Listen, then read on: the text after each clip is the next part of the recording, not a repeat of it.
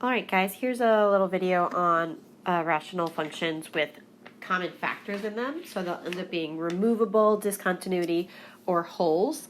I'm going to talk through. I'm a little bit sick, so my voice is not the best, but I'll handle it. So I'm just going to talk through. Pause when I tell you to try stuff out, and then play and check your answers and make sure everything makes sense before you go on and try your other ones.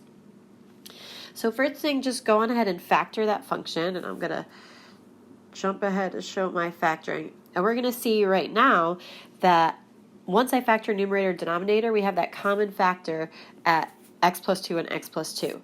So when we cross that out, that's going to create a removable discontinuity. All right, so that means there's a hole in the function at that point, so when x equals -2. And I'm going to keep going and simplify, well, just write out the rest of what I have simplified.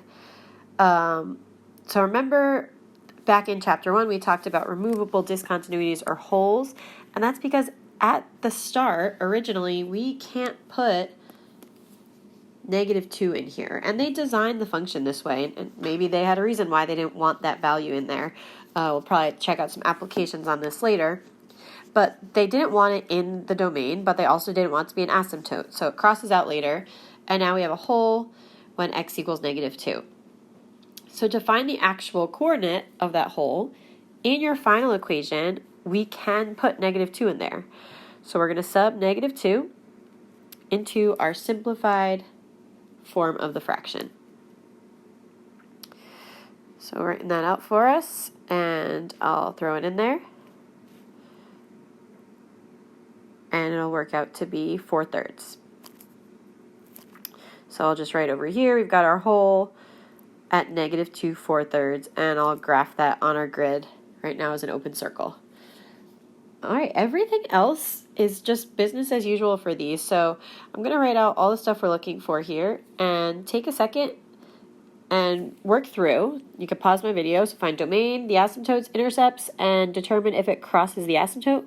And then come back here so you can see how I graph it, or try to graph it and just fast forward to the end to check it out. I'm going to fast forward through all my writing while you do that, and we'll see how it works.